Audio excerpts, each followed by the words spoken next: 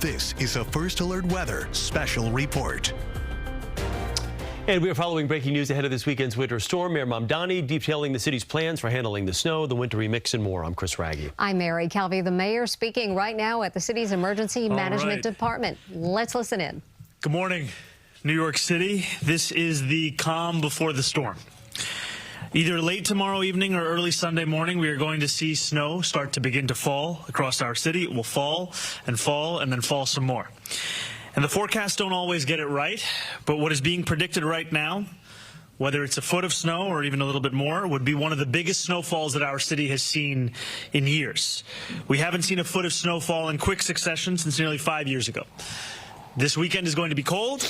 It is going to be windy, and above all else, it is going to be a weekend where your city is prepared. Across every single level of government, we are working together to ensure that our streets are being kept clear, that New Yorkers are safeguarded, and that the most vulnerable among us are being connected with shelter. At 6 a.m. this morning, the sanitation department began brining our highways and major roadways. And for those unfamiliar, brining is a process where a salt and water solution is sprayed, making it much harder for snow to stick and for ice to form. Tomorrow, as the storm nears, we're going to see thousands of DSNY collection trucks and agency partners transformed into the nation's largest snow fighting operation. This is an operation that I trust with every ounce of my being in being the ones that will deliver us the exact kind of city response we need to see this weekend. We are going to see more than 2,000 of those sanitation workers begin 12-hour shifts starting tomorrow evening. They will salt as soon as we see the first snowflakes hit the ground with 700 salt spreaders, and then as soon as we see 2 inches of snow accumulate, we're going to see 2,200 plows activate across the city. That, by the way, is likely to occur Sunday morning. And all of this is going to be overseen internally by DSNY's Blade Runner 2.0 system, which monitors plowing and salting in real time to ensure that every community, every neighborhood, every part of New York City will be met with the services of the city government. Now, this is a storm that will also bring with it significant amounts of precipitation. It will carry a cold front as well. And that is why we have enacted a code blue now in effect, which has been in effect since last night. This means that homeless services outreach workers have been and will continue to canvass the 5 boroughs so that we are connecting homeless New Yorkers with shelter and bringing them out of the cold. DHS is going to be bypassing the intake operation procedures just to ensure that we are getting people into these shelters as quickly as possible. No one is going to be denied across the city. And finally, while we are still waiting to make a final decision on whether school will be in person or virtual, we will communicate that decision to families by noon on Sunday. That is going to be a decision between in-person learning and remote learning. I have to apologize to the students that were hoping for a different answer for a traditional snow day. That will not be the case. We will also be canceling PSAL activities on Sunday. Throughout every step of this storm, city government is going to communicate directly to you as New Yorkers. I encourage every New Yorker to join the more than 1 million who have already signed up for Notify NYC. You can do that by texting Notify NYC to 692-692. We will be sending you texts, updates, and alerts, and we will also regularly brief New Yorkers over the course of this weekend. And finally, I want to encourage New Yorkers to do their parts to stay safe this weekend. That is why we are issuing a hazardous travel advisory for Sunday and for Monday. So if you need groceries, if you need a new winter coat, if you need anything, frankly, that you are thinking about for this weekend, today is the day to make that trip. Because once the snow begins to fall, I want to encourage New Yorkers to do something that we don't often have the luxury of doing, which is to take a breath and stay home. Stay indoors, stay off the roads, watch the snow come down, watch the worst possible reality TV show you can find, and take some time away from the roads. Because while this is going to be a big storm, these are the kinds of challenges that New Yorkers and the hardworking men and women of New York City government overcome all the time, and it's a moment that this city is prepared to meet. So I ask once again to stay out of the elements and to know that the people alongside me and the hardworking men and women who are already hard at work across the city will be the ones to ensure that this is a storm that meets its match in this city. Thank you, and I'm now going to pass it over to our MTA CEO, Jana Lieber. Thank you, Mayor, and I know some of us who dread reality TV are glad to know there's also football if it comes to that.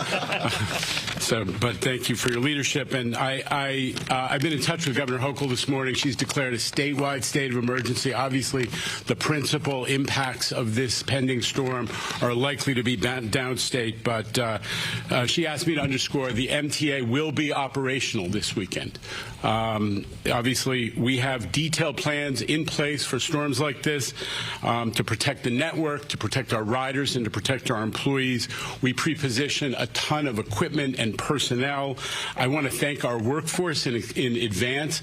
I know there are many city agencies that are going to be working 24/7, but the MTA workforce is always standing by and ready to deliver. We have 220 miles of subway that is out of doors.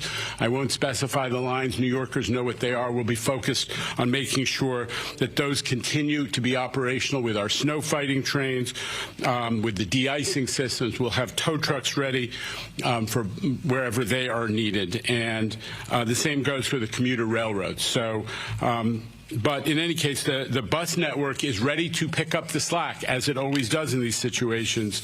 In these major storms, we have 35 snow fighting vehicles that can rapidly clear block streets, and all the buses will be fitted with trains. Articulated buses, those longer buses, will be taken out of service for safety reasons, but otherwise the entire bus fleet will be in action. Bridges and tunnels. We've got over 9,000 tons of roadway de-icer and over 100 pieces of equipment at the ready. The bottom line, New Yorkers, is this ain't our first rodeo at the MTA. We have handled big storms. New Yorkers have handled big storms, and we're ready to do this again this weekend. The mayor mentioned all the New York City apps and alerts to stay in touch with. We also have the same with the MTA. So pay attention to the MTA app, to the train time app, social media, digital screens in the stations will have updated information, and we have an MTA service alert system which can send you real-time personalized info. Get on the MTA website, sign up for that, so you'll know how your part of the MTA system is working as we go through this storm. Thank you, Mayor, and thank you, Governor, for your leadership as well. Thank you, and I'm now going to call up Chancellor Kamar Samuels. All right. What an exciting first month on the job.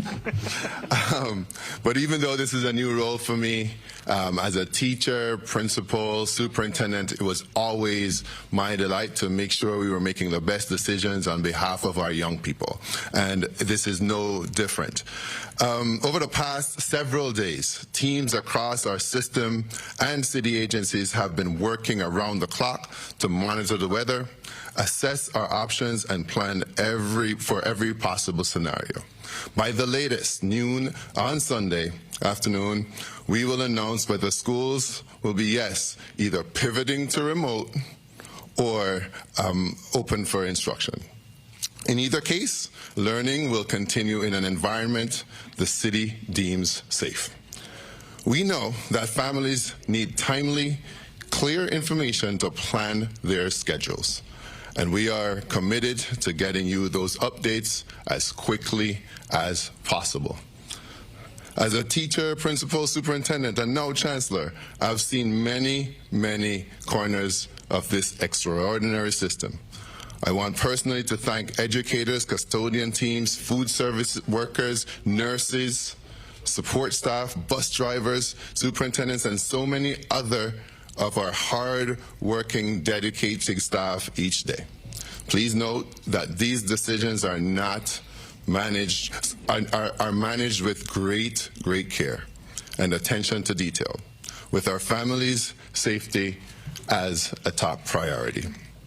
In the meantime, we encourage all our families, to use Notify NYC, as well as look out for gamma messages from New York City Public Schools. Now, I do want to announce a follow-up to the mayor that PSAL activities are canceled for Sunday. We also have other extended use permits that will be canceled for Sunday, as well as any Sunday academies. So I want to thank you all for your timely responses and encouragement, and say we are ready for whatever eventuality there is.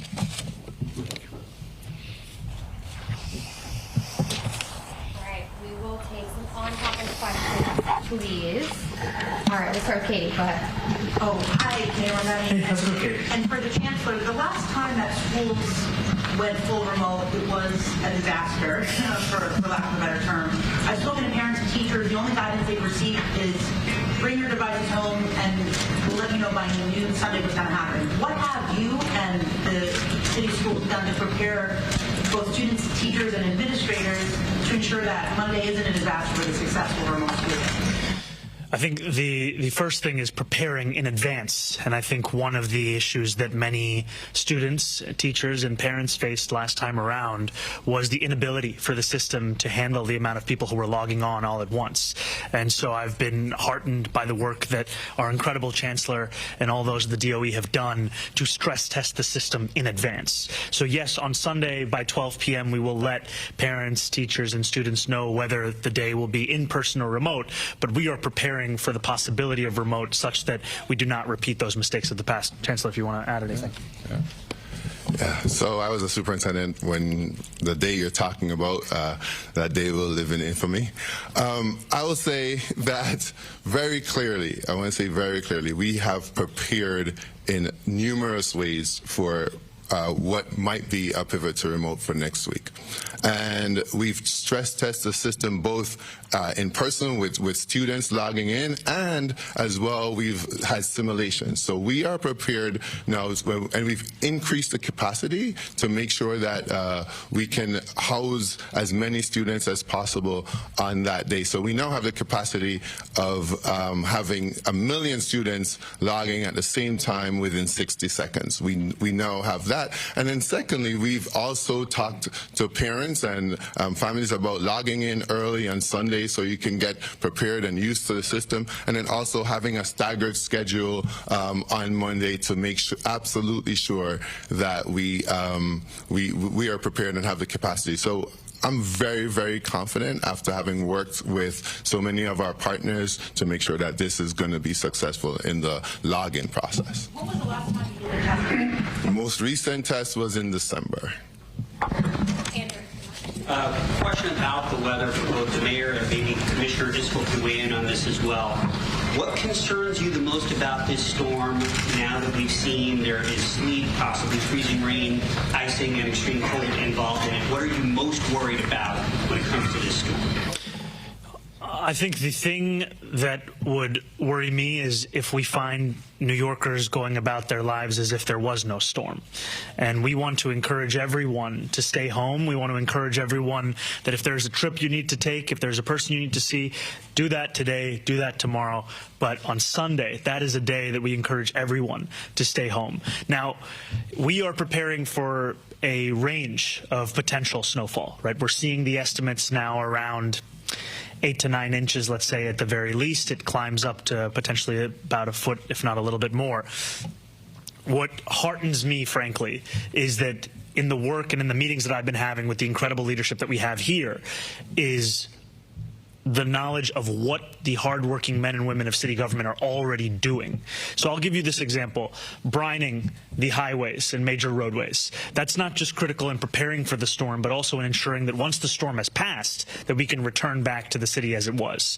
This is when we're talking about the salting of the streets, when we're talking about the snowplow. I mean, the city has procured 700 million pounds of salt in advance of this storm to be prepared for this. So I feel quite confident in the abilities of those around me and in those who work for this city. And frankly, I'm thankful for their work, because what we're talking about is work that began at 6 a.m. today. What we're talking about is work that's going to be 12-hour shifts. It's going to be round the clock from a number of different agencies. But Commissioner, I don't know if you want to add anything. Sure. Yeah. Yeah, thank you, Mr. Mayor. You know, as the mayor was saying, I think a big concern is what people do with their time on Sunday. You know, it's not only important for their safety that they stay home, it also enables our sanitation workers and crews to do their work clearing roads. It's also really important that if there are emergency crews that need to move around the city, that they can do that easily. And then I think the other thing that we are keeping our eye on, and I say this as somebody who's, it's my job to really be concerned about everything, but we're keeping a very, very close eye on the forecast Sunday night to see how that develops. And we're still a little bit early out, but as the mayor said, you know, it is really remarkable the amount of work that these city agencies do and these city workers going into an event like this days in advance. You think about all of the sanitation crews, folks from Department of Transportation, NYPD, FDNY. It really is remarkable. I think the big thing is we really need New Yorkers to do their part as well, and then watching that forecast overnight Sunday and seeing how that develops. Thank you. Thank you. Yeah, Matt. For Jano, does the one on the railroad... Sorry. Jana had to leave. Yeah. All right. Yeah, Chris, go ahead. Congrats on the new position. Thank you. Let's talk about it. For city government workers, are they going to be encouraged to work remotely if they can, and then have a customer on the rest? Yeah. So we're going to have all uniform services are going to be working as normal, typically, which is in person on Monday. DCAS is going to be sending advisory out to other city workers on Monday with agency-specific directives. And all of this, I think, comes back to something that the commissioner was also mentioning earlier, as well as the chancellor. This comes back to safety. And a lot of this depends on the amount of snowfall that we're going to see on Sunday. But as soon as we have a sense of what it will look like for Monday's conditions, that's the kind of guidance that's going to be given. And you DCAS is going to be sending those directives agency by agency. But when it comes to our uniform services, they're going to be reporting in person. And then you had a question for the chancellor? Yeah. For the stress tests on the virtual system, are you saying there's been no tests since December? And if so, why haven't there been more recent tests? Yeah, so I think we have simulations that we're running all the time, and the stress tests have, most recent ones have been in December. Okay. All right, we'll go to Dave right here. Other ones now? These are the last tests for December. Dave, go ahead. Yeah. Hey, how's it going? You got to wear a jacket on Sunday. Please. I don't know. You know what a snack down is? A snack down? Snack down. To be honest with you, I don't know what a snack down is.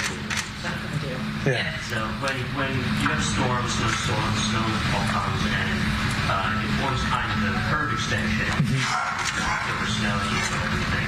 And a lot of people say this is an opportunity to, when you see these, to say, I know where you're going. space wasting, not sending curves, things like that. And obviously, there's a lot to do while it's going down there before it's going out. But once it's done, is it something you're going to maybe send people around, look at it, and go, these are places where we can curve the schedule, these are places where we can take back pieces of the street? Well, I think that this is something now for us to follow up on. I think it is. We are always looking to meet the challenge of this moment and also looking to build out the city that we deserve in the medium and the long term. And I think that one part of your question is also about street safety. And I think that is a critical directive that we have for our DOT is how do we make our streets the envy of the world. And I look forward to any of the medium and long-term lessons we can learn from this weekend about street design beyond just the question of meeting the snows. Thank you.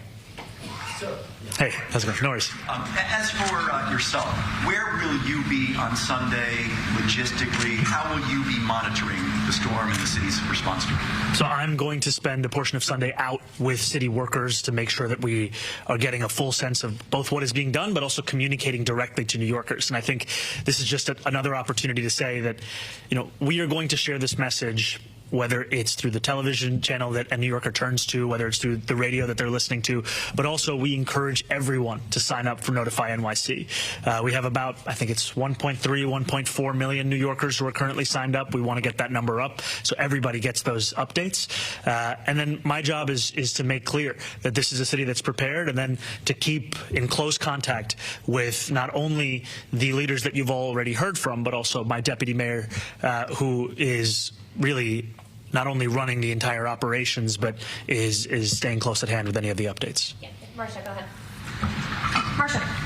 Mr. Mayor, I wonder if I could ask you a question. You know, historically, mayors have been judged by how they handle snow. And I wonder if you've looked at the mistakes made by some of your predecessors. You've seen any pitfalls you'd like to avoid and how it's going to affect how you handle this snowstorm and how you want to be judged by New Yorkers afterwards. You know, I think one of the key directives that I've both given myself as well as the team around me is that we will over-communicate with New Yorkers. We are going to tell you at every instance when we have new information about the storm what it is. So initially, I'll give you an example. The forecast, it said it could be as little as 3 inches of snow. It said it could be as much as 16 inches. Now we're seeing that forecast start to narrow a little bit. Now we're seeing the minimum number closer to about 8 or 9 inches. We're seeing the maximum number still be a little over a foot. But we're going to get that message out there because I think that this is a time where we want to make sure that city workers have every ability they can to deliver on their job. And what makes it easier for them to do their job is the more New Yorkers that stay home. We want to make sure, just one more point, Marcia, I'll give you an example. We have our fire commissioner here, right? One of the key points that was being shared with me and with other city workers is how do we make sure that we do not have ambulances that are being prevented from being able to access New Yorkers or access the streets? How do we make sure that we're not facing another situation where there are preventable outcomes taking place? So that's what is at the basis of our communication. That's why I'm also trying to be everywhere as I can to keep that in mind. The follow-up question I have is this. In the past, since I've covered snowstorms since the dinosaurs run the earth, there have been instances where ambulances couldn't get through, buses couldn't get through, streets were not plowed, so that some streets, like for example under de Blasio, some streets were plowed to the tar and then other places didn't get plowed at all. So do you have a plan to make sure that there's equal plowing in all 5 boroughs so that no community can say you missed us? Yes. We absolutely do. And that's part of the conversation we were just having. New Yorkers can actually stay up to date. I think it's with Plow NYC, which is the public-facing information portal around the plowing patterns across the city. Internally, we have something called Blade Runner 2.0. And this is to ensure that no New Yorker is made to feel that depending on the zip code or their neighborhood, they're going to receive a different level of service. You're going to receive the same level of service across the city. And I think the other portion of this is we're talking about, with DSNY, the largest snow fighting operation in the entire country. We're talking about the transformation of collection trucks into ones that can both salt this city. We're talking about 700 of those trucks, and then we're talking about 2,200 plows. So all of this together, it's what gives me the confidence that we're going to see a city that will meet the moment, no matter if it's 8 inches of snow, 13 inches of snow. I will say that one thing that a number of New Yorkers have shared with me is we seem to have large snowstorms every 10 years. It was 96. It was 06, it was 16, it's 26. We're going to be ready. Yeah, right here, go ahead. Hey there, how are you? Hey, how's it going? Good, good. Just 2 questions. At what point do you declare a state of emergency because of the snow? Where are the markers for yourself and for the folks at the podium? Like, where is that point where you decide it's a state of emergency? And also, can you go into depth as to what the NYPD and what FDNY will also be doing at those times, and even like what 311 or 911 operations are going to be? So I can just tell you briefly, and then I'll pass it over to Deputy Mayor Kirsten. Just in advance of this weekend, we also know that NYPD is going to be assisting with some of the traffic routing operations that we'll see across the city. Every single agency and department is going to be playing a role. You know, for example, DSNY is taking the lead on the snow plowing, but that doesn't mean that the Parks Department is not also going to be assisting in some of that work. I'm going to pass it over to DM Kirsten for some of the additional remarks. Right.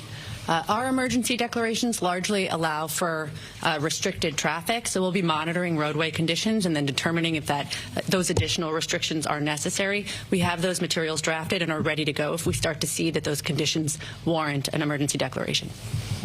We'll go Kelly right here and then Timmy. Go ahead. Hi, Mr. Mayor, over here. Hey, hi, Kelly. Good. I wanted to ask you, in response to Marcia's question, previous mayors have underestimated how much snow we've gotten, and that has left them a little flat-footed. Do you have a plan for, if we get more than 1 foot or significantly more, do you have, teams that will be ready to go on top of whatever you have going on right now? Yes, and I can tell you that right now we are preparing for every possible outcome. Right? just because we might want to see 8 inches of snow does not mean we're not preparing for 16 inches of snow. And I think that's what gives me a real sense of confidence, is that these are the incredible men and women who are leading so much of the work across the city, so that no matter how much snow falls, it's a city that's ready. And I think the other part of this is just to explain part of the reason why we're not making a determination until Sunday at 12 p.m. about whether school on Monday will be in person or remote is precisely because of the range in forecast. We take it very seriously when we call for a remote school day, because we know that it has an impact on parents' lives. So we want to both be respectful of their lives and give them enough time to make the plans if necessary for a change on Monday. Yeah, we'll go to Timmy and then Liz. I had a question about the remote learning. Obviously, I can see the argument for not wanting to cancel school that creates the need for childcare for us. But if the kids are already at home, what is the benefit of forcing them to be on the laptop, requiring parents to oversee them and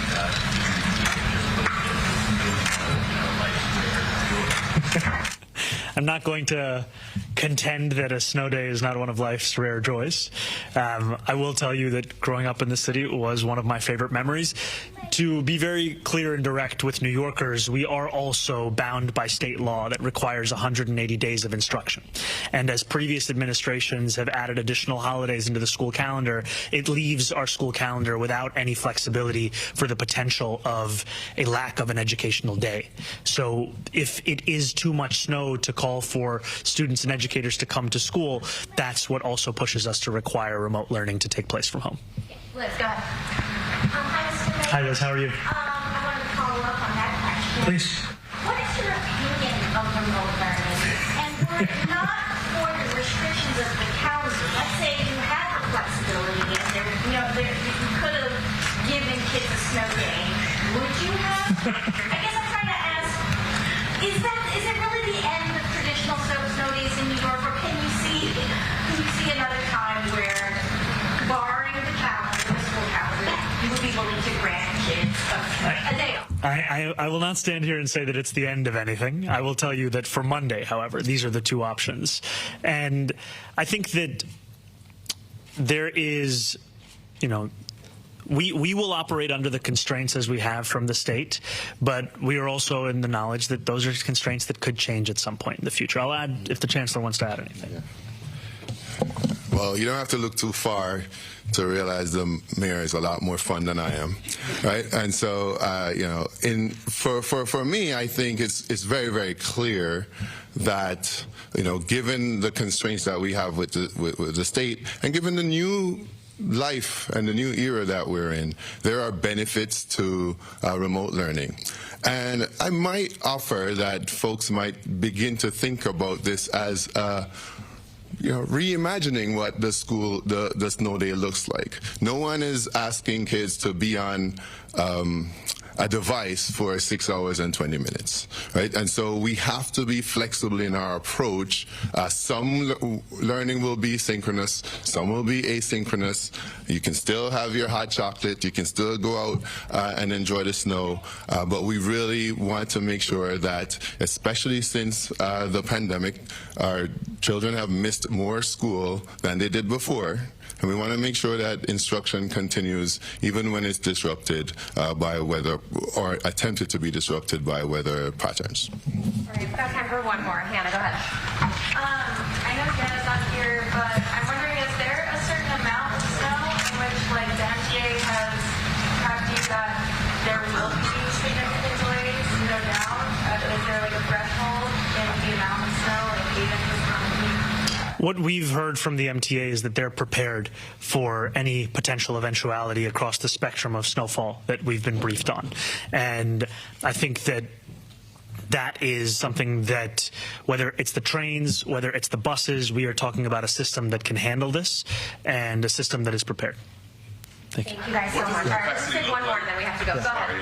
What does the capacity look like given the cold blue right now? I mean, is there enough space in shelters to safely house people who are going to be taken in from the cold? So what does that look like? Absolutely. There is enough capacity for homeless New Yorkers, and I want to say thank you to the city workers at our Department of Homeless Services who have been doing the work of actively canvassing homeless New Yorkers wherever they may be across New York City to get them into, whether whether it's single unit beds or stabilization beds.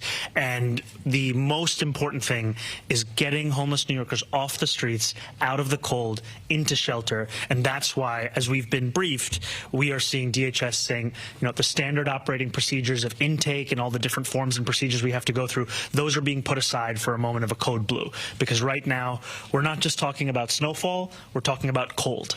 And these are things that, if left together without any kind of a city response, the consequences could be significant. And so what we want to do is keep every single New Yorker safe. That includes homeless New Yorkers. Thank you for your question.